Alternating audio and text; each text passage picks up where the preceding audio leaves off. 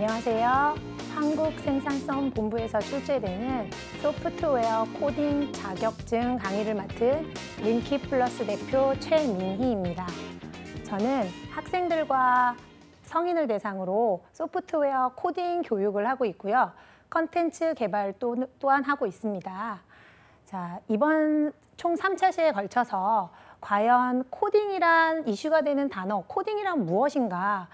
코딩과 관련돼 있는 소프트웨어 코딩 자격증은 어떻게 딸 수 있으며 과연 이 자격증으로 어디에 쓸 수 있을까라는 궁금증이 생기시는 분들이 계실 겁니다. 자, 총 3차 시에 걸쳐서 이 질문에 대한 해답을 드리도록 하겠습니다. 자, 첫 번째 시간에는 소프트웨어 코딩 자격의 전반적인 개요에 대해서 설명을 드리고요. 두 번째 시간에는 2급과 3급이 어떻게 출제되는지 출제 유형에 대해서 분석해 보도록 하겠습니다. 자, 세 번째 마지막 시간에는 1급 출제 유형 분석해 보도록 하겠습니다. 자, 코딩, 소프트웨어 코딩 자격증 이름에도 나와 있듯이 그럼 과연 코딩이란 무엇일까요? 자, 컴퓨터가 이해하는 문법으로 우리가 프로그래밍 한다고 생각하시면 됩니다. 그러면 과연 이 소프트웨어 코딩 자격증을 프로그래밍만 잘하면 우리는 합격할 수 있을까요? 당연히 코딩 잘해야 합니다. 하지만 이 코딩 자격증은 컴퓨터 언어를 사용하면서 프로그래밍하는 과정에서 창의력과 컴퓨팅적 사고력이 극대화됩니다. 자, 그 컴퓨팅적 사고력과 코딩하는 방법을 평가하는 자격증이라고 생각하시면 됩니다. 자, 그러면 우리가 이 코딩을 배우는데 어떤 컴퓨터 언어를 사용할까, 어떤 코딩 언어를 쓸까라고 보시면 교육용 프로그래밍 언어인 스크래치, 엔트리, 또 텍스트 기반 언어인 파이썬, C 언어 등 여러 가지 언어가 있습니다. 자, 우리는 이 자격증에서 스크래치와 엔트리 프로그램을 사용하여 코딩해 보는 걸 연습해 보도록 하겠습니다. 자, 그러면 미래의 10대 미래지향적인 브랜드 10개의 브랜드가 이 표와 같이 나뉘어져 있습니다. 자, 이 10개 기업 중에 상위 5개의 기업을 여러분들이 보시면 다 우리가 눈에 많이 익는 기업들이죠. 자, 어떤 기업들일까요? 바로 5개 이상이 소프트웨어와 관련돼 있는 기업입니다.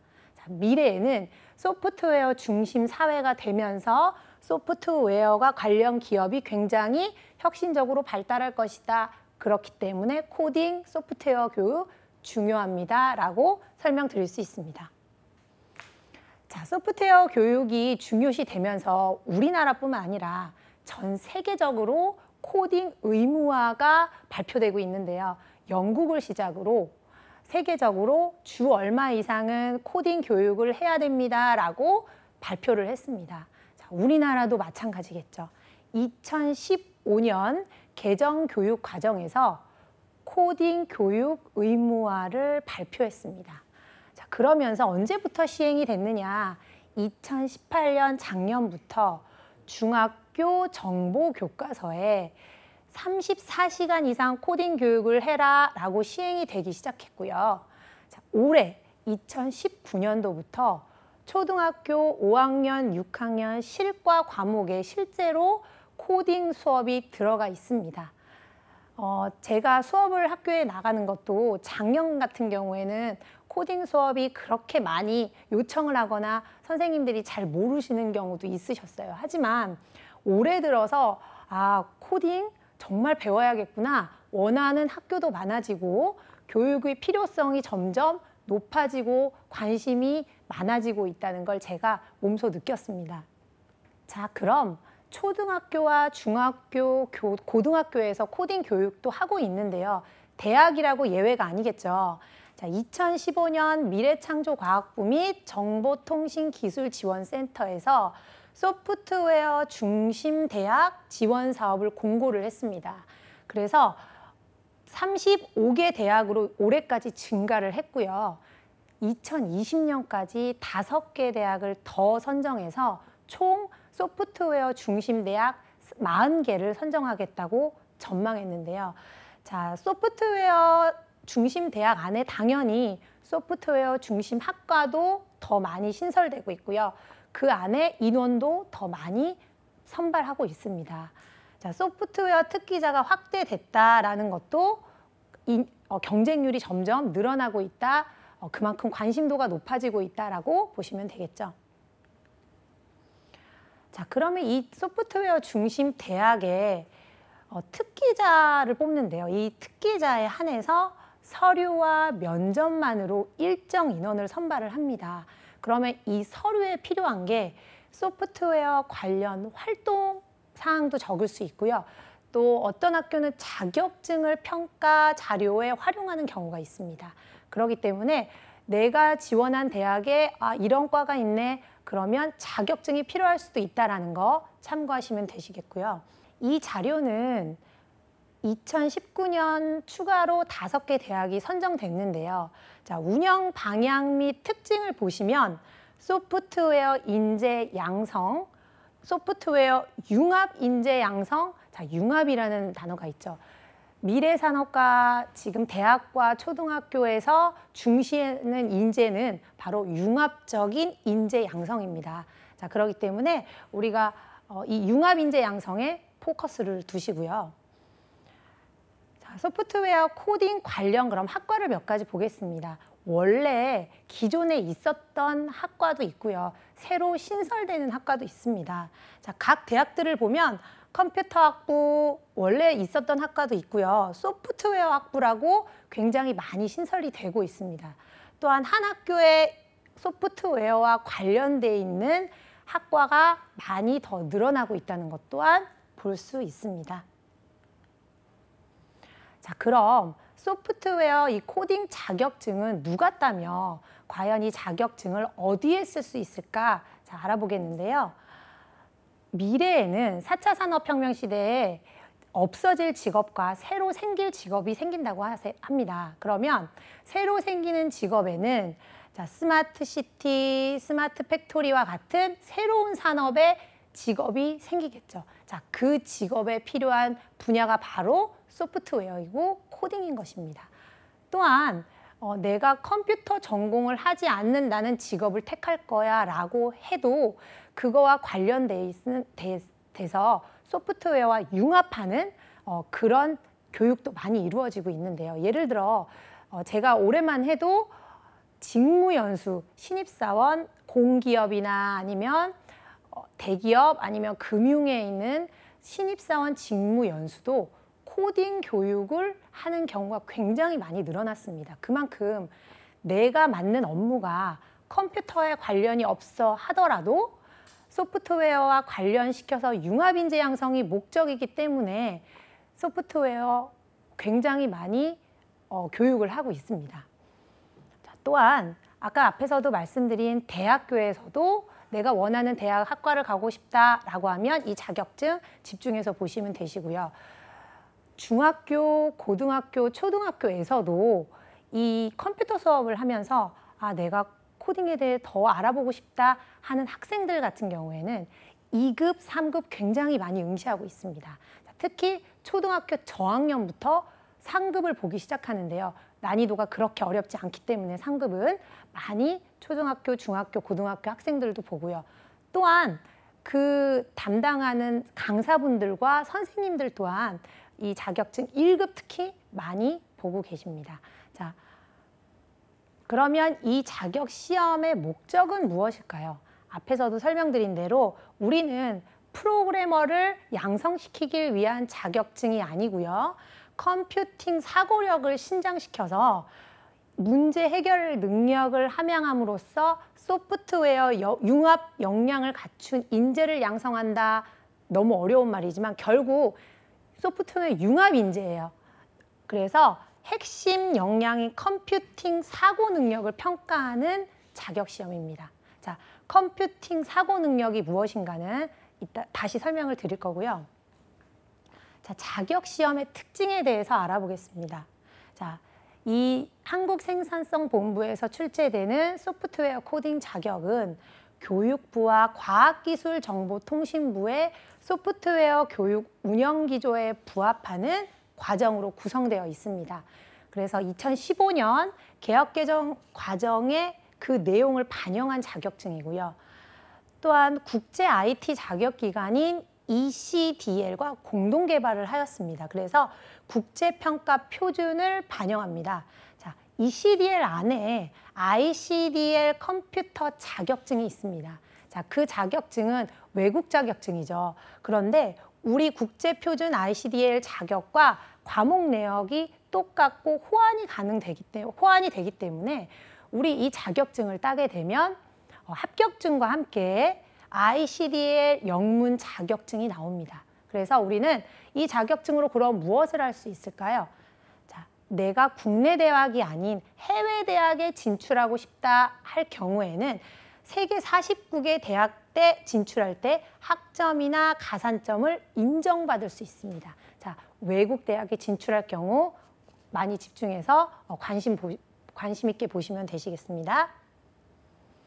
자, 자격시험 종류에 대해 알아보겠습니다. 자, 소프트웨어 코딩 자격은 1급, 2급, 3급으로 나뉘어져 있고요.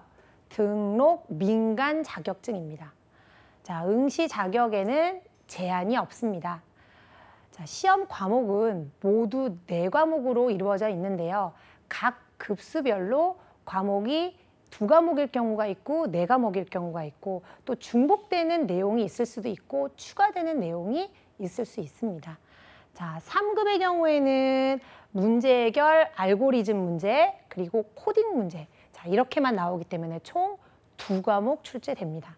자, 2급의 경우에는 사고력 문제, 문제 해결, 알고리즘 문제, 코딩 문제, 그리고 추가로 피지컬 컴퓨팅 문제가 나옵니다.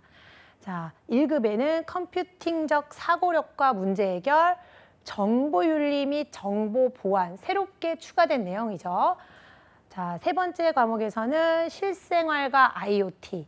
자, 4번째는 코딩을 IoT적인 요소로 어떻게 나올 것인가 라는 4과목 출제됩니다. 자, 여기서 공통적인 과목이 있는데요.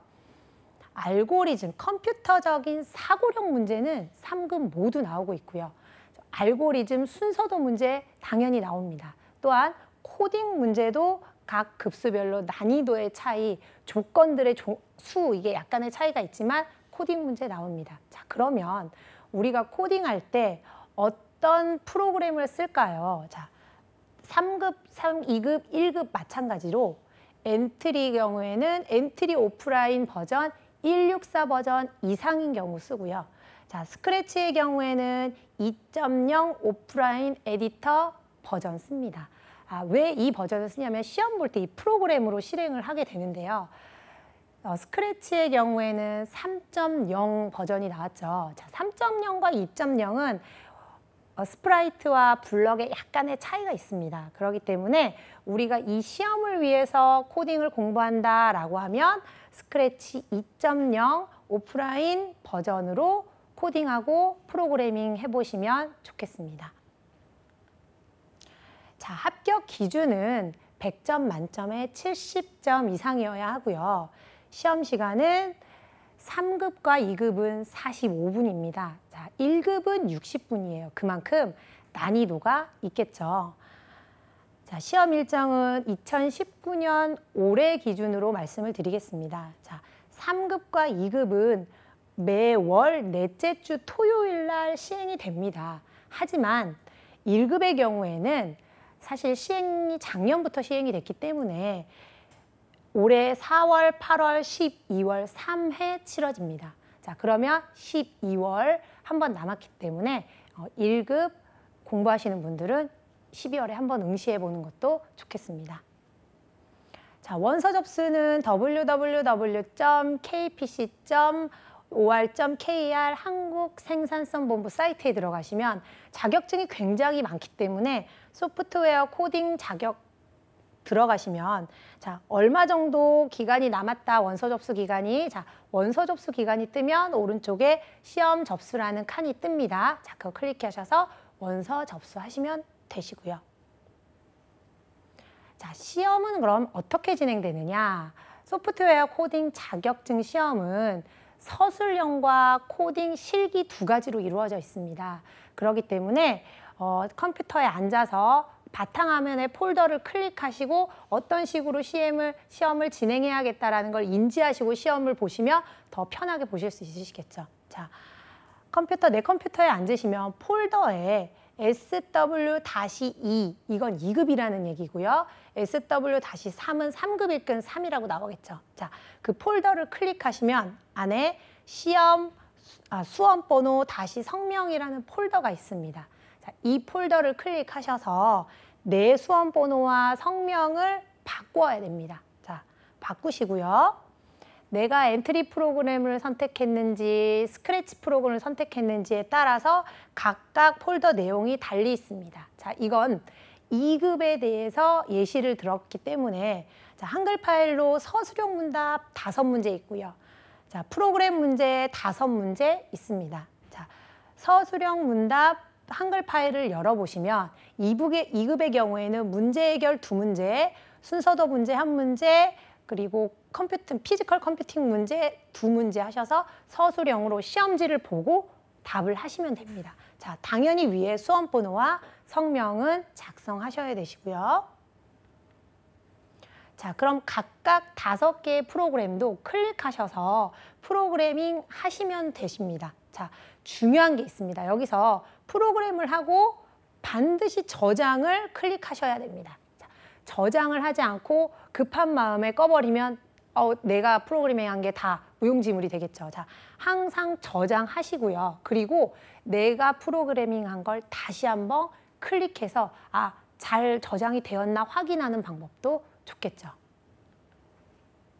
자, 그럼 3급, 2급이 어떻게 출제되는지 출제 기준에 대해서 살펴보도록 하겠습니다. 자, 2급과 3급은 시중에 교재도 나와 있기 때문에 우리가 그 교재를 보고 공부하시면 충분히 풀 수 있습니다. 자, 3급의 경우에는 문제 해결과 알고리즘 문제, 문제 해결 문제 3문제, 알고리즘 순서도 문제 2문제 나오고요. 그리고 프로그래밍 문제 5문항이 나오게 되는데요. 자, 3급의 경우에는 프로그래밍 할 때 오른쪽에 블럭이 주어집니다. 그렇기 때문에 왼쪽의 조건을 따라서 블럭을 연결해서 실행시키시면 되시죠. 자, 그런데 내가 실행을 해봤는데 프로그램이 돌아가지 않아. 그렇다고 당황해하지 않으셔도 됩니다. 우리 전체 점수 10점 만점에 프로그램이 실행되면 10점 만점이 들어가지만 실행이 되지 않아도 각 조건별로 부분 점수가 있습니다. 그렇기 때문에 걱정하지 않으시고 부분별로 차근차근히 블럭을 끼워서 연결하시면 되시고요. 자, 2급의 경우에는 컴퓨팅 사고력 문제, 문제 해결 2문항 나오고요. 자, 알고리즘 순서도 문제가 1문항으로 줄었습니다.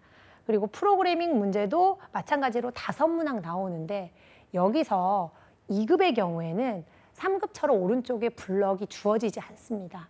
그렇기 때문에 내가 조건을 보고 블럭을 하나하나 다 가져와서 끼워서 실행시켜야 합니다. 자, 그러려면 기출문제나 아니면 가이드북이나 아니면 연습 문제들을 책을 통해서 많이 코딩 문제는 연습하는 것이 좋습니다. 왜냐하면 우리가 많이 연습했을 경우에 블럭을 가지고 올 때 시간이 더 단축되겠죠. 많이 연습을 했으니까.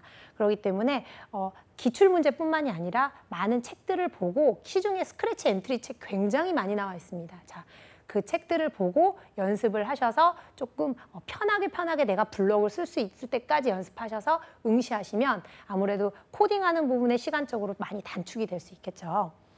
자, 2급에서는 추가되는 부분이 있습니다. 피지컬 컴퓨팅 과정입니다. 자, 이 부분 2문항 출제가 되는데요.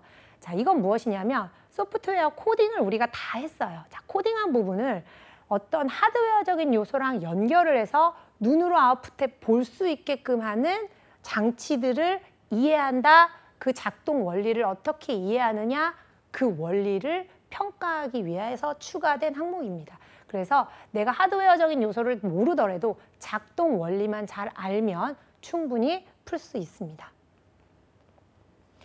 자, 3급의 경우에 약간 더 깊이 어떤 문제들이 나올까를 알아보면 자, 컴퓨팅 사고 기반 문제 해결에서 자, 문제의 정확한 이해, 절차적 문제 해결 방법을 찾습니다. 자, 절차적 문제 해결 방법은 자, 어떤 어려운 문제가 생기더라도 우리가 단계별로 나눠서 차근차근히 순서대로 해결하면 모든 문제는 풀 수 있습니다. 자, 예를 들면 우리가 자판기에 있는 원하는 음료를 꺼내서 마시고 싶은데 순서는 원하는 동전을 바꾼다. 두 번째, 원하는 필요한 동전만큼 넣고 원하는 음료를 누른다. 자, 세 번째, 음료를 꺼내 마신다. 자, 이렇게 모든 일에는 순서가 있습니다. 자, 그 순서에 맞게 어떻게 문제를 해결하는 방법을 찾을까 문제로 자주 나오기 때문에 자, 절차적 문제 해결 방법 찾는 거 중요하고요. 자, 문제 분해를 걸쳐 다양성을 파악한 후에 문제를 해결하는 거. 자, 그다음 수학적인 사고 결합을 어떻게 하느냐? 또 추상화, 굉장히 중요한 문제예요. 추상화로 표현된 문제 선택 규칙 찾고 분류하는 걸 어떻게 할 수 있을까라는 문제를 컴퓨팅 사고 기반 문제 해결에서 나오는 범위입니다. 자, 순서도의 부분에서는 빈 순서도에 기호를 주고요. 이 알고리즘에 맞는 순서도가 어떤 기호일까 찾는 문제 나오고요. 프로그래밍 문제는 코딩 부분이기 때문에 블록을 조건에 맞춰서 연결한다, 연결하는 방법, 그래서 실행을 어떻게 시키느냐, 자, 이런 문제 출제됩니다. 자, 2급의 경우에도 마찬가지입니다. 근데 여기 2급의 경우에서 추가되는 부분은 자, 컴퓨팅 사고력, 순서도, 프로그램, 피지컬 컴퓨팅 부분이라고 말씀을 드렸죠.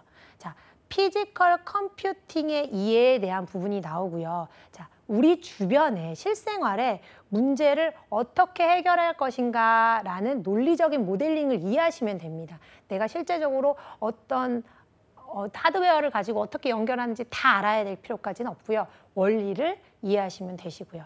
자, 중요한 거, 피지컬 컴퓨팅 문제에서는 센서 문제 중요합니다. 센서 문제가 자주 출제되는데요. 자, 센서가 어떤 센서가 있으며 센서별로 어떤 식으로 작동을 하고 어디에 활용이 되는지를 우리가 이해하고 있으면 쉽게 풀 수 있을 겁니다. 자, 1급 출제는 어떻게 되느냐 한번 살펴보겠는데요. 1급은 컴퓨팅 사고력과 문제 해결 3문항 나옵니다. 자, 그 중에서 사고력 문제 2문항 나오는데요. 난이도가 2급, 3급과 좀 차이가 있습니다. 또한 이 1급의 경우에는 우리가 아직 시행된 지 얼마 되지 않았기 때문에 교재가 없으세요. 그래서 교재가 없기 때문에 가끔 물어보세요. 어떻게 내가 이 자격증을 공부하고 싶은데 어떻게 시작해야 할까요? 라고 질문하시는 분들이 있으신데 자, 한국생산성본부 사이트에 들어가시면 가이드북 있습니다. 1급 가이드북이 있으세요. 그걸 보시고 전체적인 시험 범위와 그 범위에서 무슨 내용이 나오는지를 보시고요. 자, 나는 이걸로 좀 부족한 것 같아. 시험을 보기에 더 공부하고 싶어라는 분들은 이론적인 부분에서 그와 관련된 서적으로 조금 더 깊게 공부하시면 1급은 쉽게 푸실 수 있으실 거예요. 자, 사고력 문제도 2급, 3급 다 나오지만 1급은 약간 더 난이도가 있습니다. 그래서 생각을 많이 하게 돼요. 그렇기 때문에 사고력 부분에서 시간이 많이 소요되는 경우가 있어요. 그래서 팁을 하나 알려드리면 우리 사고력 문제 끙끙거리고 풀다가 시간이 1, 20분 이상 가게 되면 뒤에 정작 코딩 난 열심히 연습했는데 마지막 10번 문제를 못 풀었어요 하는 분도 계셨어요. 그렇기 때문에 자, 팁은 내가 사고력 문제를 풀다가 너무 어렵다 생각이 들면 자, 코딩 문제를 먼저 푸세요. 코딩 문제를 먼저 풀고 그리고 다시 사고력 문제로 오는 게 이 전체적인 시간을 배분하는 데 있어서 효율적으로 배분하는 방법이다라고 말씀드리고 싶고요. 자, 사고력 문제 2문제 그리고 알고리즘 순서도 문제 1문제 나옵니다. 자, 이 순서도는 3급에서는 순서도의 기호에 어떤 알고리즘 내용이 들어갈까를 묻지만 1급에서는 이 순서에 맞게 이 기호와 이 알고리즘 내용을 다 연결해서 어떤 게 맞을까요? 라고 물어보는 질문이 있습니다. 자, 기출 유형에서 다시 한번 살펴보겠습니다. 자, 두 번째 정보 윤리와 정보 보안의 문제는 두 문항 나오고 있고요. 자, 정보 윤리와 정보 보안은 중학교와 초등학교 코딩 그 수업 시간에 교과서에 실린 내용이기 때문에 중요합니다. 그래서 우리가 이 내용을 더 알아보고 싶다라고 하면 그 교과서를 조금 참고해도 좋을 것 같습니다. 자, 세 번째 실생활과 IoT. 자, 우리 주변에 이 IoT 요소들이 무엇이 있으며 그와 관련된 빅데이터, 또 어떻게 IoT의 개념, 빅데이터, 그리고 어떤 식으로 활용이 되느냐라는 부분을 가이드북의 내용 보시고 참고하시면 되시고요. 자, IoT 코딩. 코딩이 3급과 2급에서는 일반적으로 그냥 프로그래밍 하는 것만이었다면 1급은 우리 주변의 사물 인터넷과 연관지어서 어떤 식으로 코딩을 풀 수 있을까요? 예를 들어 일정 온도 이상이면 에어컨이 가동되고 일정 온도 이하면 에어컨이 멈춥니다. 이걸 코딩하시오. 이런 식으로도 출제가 됩니다. 자, 내 주변에 IoT와 접목할 수 있는 내용이 무엇일까를 보시고 언제든지 코딩으로 출제가 될 수 있다. 네, 그렇게 보시면 되십니다. 자, 당연히 1급은 코딩 문제에서는 블럭이 주어지지 않습니다. 조건도 2급과 3급에 비해 굉장히 많이 길어졌어요. 그렇기 때문에 조건을 차근차근히 하나하나 따져서 전체 실행이 되지 않는다고 걱정하지 마시고 내가 할 수 있는 조건만이라도 코딩을 하며 부분 점수를 얻을 수 있습니다. 자, 지금까지 소프트웨어 코딩 자격증 전체적인 개요에 대해서 설명드렸습니다. 자, 다음 시간에는 소프트웨어 코딩 자격증 2급과 3급이 어떻게 출제가 되는지 전체적인 유형을 분석해 보도록 하겠습니다. 감사합니다.